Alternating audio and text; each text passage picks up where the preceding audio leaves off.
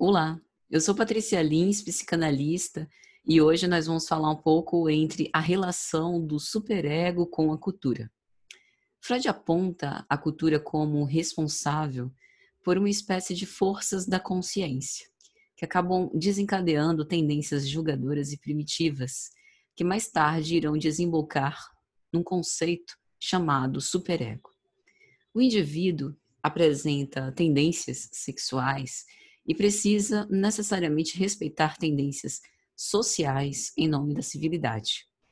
Então, de acordo com a teoria freudiana das neuroses, a ideia da culpa, advindo desses impulsos de transgressão à ordem social, acaba ganhando lugar de destaque. E essa culpa resulta necessariamente do conflito edípico, do complexo de Édipo, do parricídio e do incesto, e mais tarde resvalará na introjeção de valores morais representados pelo superego.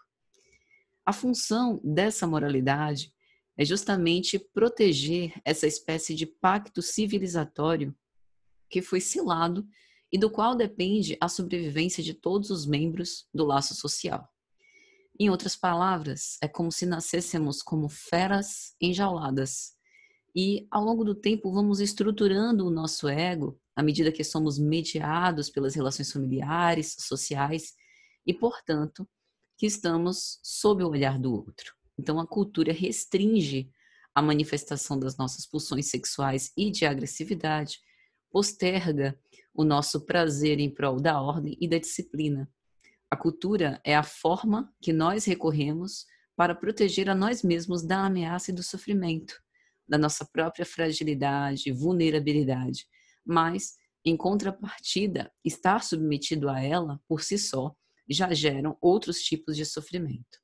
A própria neurose é desenvolvida pela insuportabilidade do ser humano de não conseguir tolerar a inumerável quantidade de impedimentos que a sociedade lhe impõe por conta dessa submissão aos ditames culturais. No entanto, mesmo que fosse possível controlar os recursos de espaço e tempo, mesmo que fosse possível que o indivíduo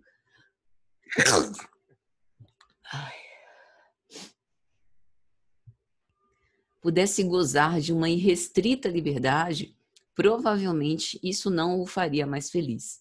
Nem mesmo o controle de certas forças da natureza para a produção de algo útil à economia social o faria feliz.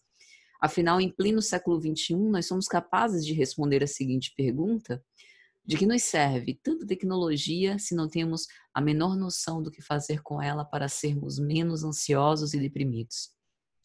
Então, a cultura, tão necessária por proteger o ser humano contra a violência da força da natureza, para regulamentar as nossas relações humanas, a cultura que faz com que produzamos valores úteis socialmente e que nos traz muitas conquistas, mas também muitos transtornos, e o superego, enquanto esse representante da censura imposta pela cultura, pela influência da parentalidade e dos seus substitutos, professores, modelos e ideais sociais admirados, que têm por principal função a limitação das satisfações. E como elemento cultural, essa primeira tentativa de regular as relações sociais, isso se estabelece pela substituição do poder do indivíduo pelo da comunidade, dos interesses meramente pessoais pelos do coletivo.